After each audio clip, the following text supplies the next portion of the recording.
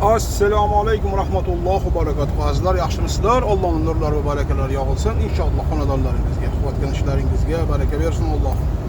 Mana shunaqangi qilib Shveysariyaga kirib oldik va Shveysariyada yuklarni tushirib oldik. Endi yangi yuklarni olib, xudo xolasa Gollandiya, ya'ni Niderlandiyaga ketamiz.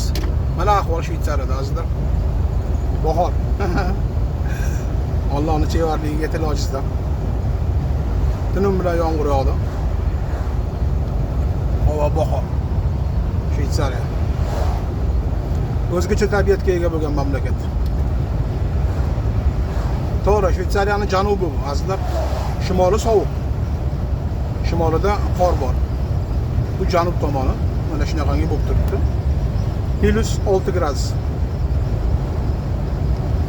Xudo xolasa yangi yuklarga ketyapmiz. 123 kilometrdan keyin yangi manzilga borib, yuklarni ortib Niderlandiyaga qarab chiqib ketamiz azizlar. Xudo xolasa inshaalloh. Alloh nasib qilsa. Hozircha Shveysariyaning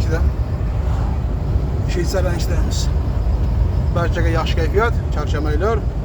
Alloh rozi bo'lsin. Kommentariy yozib o'tganlardan, like bosib o'tganlardan, reaksiya bildirib o'tganlardan barchasidan.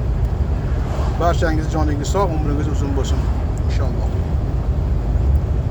Albatta chiroyli manzaralarni, albatta go'zal bo'lgan tabiatlarni sizlarga ulanib boramiz.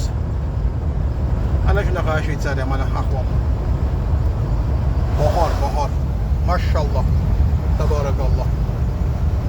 Shunaqa qilib qishdan bahorga, bahordan kuzga shunaqa kirib yuramiz. Barchaga yaxshi kayfiyat.